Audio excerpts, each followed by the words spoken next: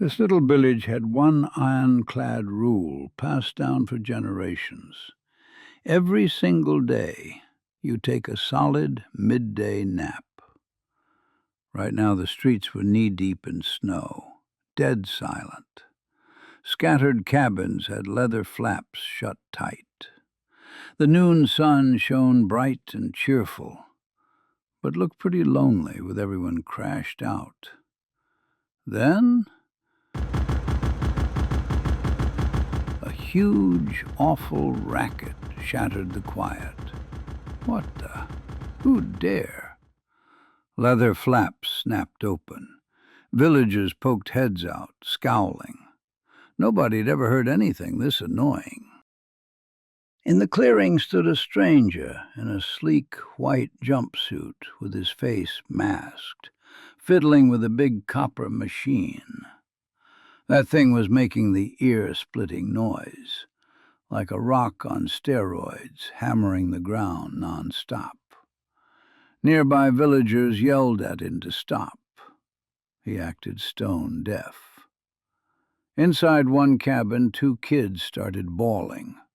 Their dad stormed out and charged the stranger. The guy didn't even glance over. Cool as ice, he lifted a tube, aimed, and bam! Blasted a thick jet of snow from 15 yards away. Dad flipped head over heels and rolled away. More villagers rushed in, same deal, snow blasted backward, tumbling like human snowballs. Holy smokes, what the heck was that thing? The villagers were dumbfounded. The kids, though, they were thrilled. One kid tugged at his grandpa's sleeve, asking what that gizmo was and how he could make one to play with. Grandpa, scratching his head, muttered that in all his years, across every tribe he had visited, he had never seen anything like it.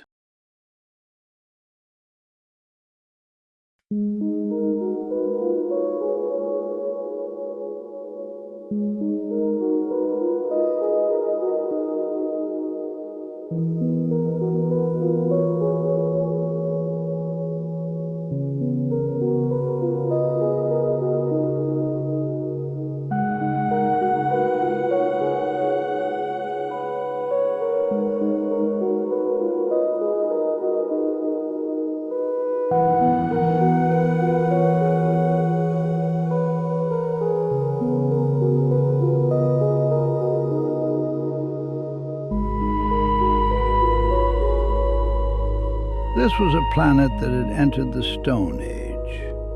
Here lay our hero's tiny little village. They called it Endless Winter. Only a handful of days each year weren't winter. Folks here farmed, chopped wood, got hitched, and lived generation after generation, perfectly self-sufficient. Scratch that, not quite right. Let's say self-satisfied. They were a happy bunch and barely gave a hoot about what went on outside their cozy bubble. And that perfect midday nap?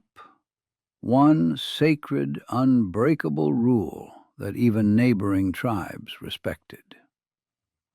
But today, for the first time ever, someone broke it. The infuriating noise kept blaring. And so the battle for nap time kicked off. The villagers tried sneaking up on the stranger.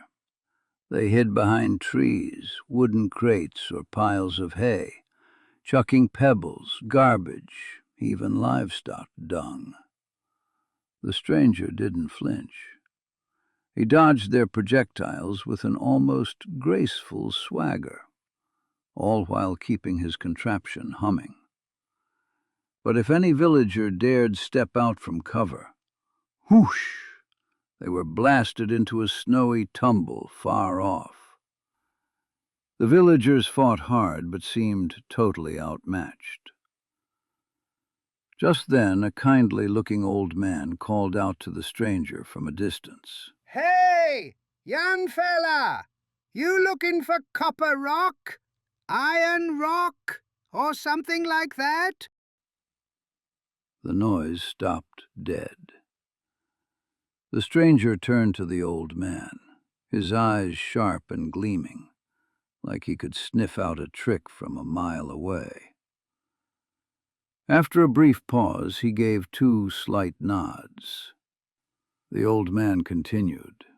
"You gotta go deep into the North Mountain woods.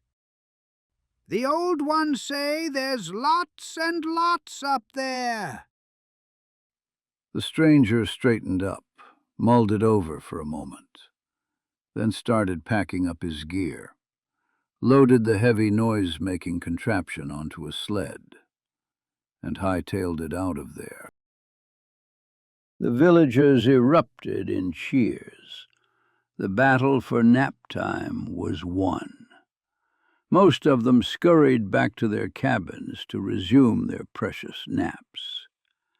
A few burly guys who had fought in the fray gathered around the old man, slapping his back and praising his quick thinking. One of the guys asked, "Old Baldy, did you say the northern mountains?" The old man nodded casually. "Yep, sure did." And just like that, a sly, mischievous grin crept across everyone's faces. The forests of the northern mountains? Only the nearby tribes knew its nickname, Wounded Monarch's Range, and its terrors.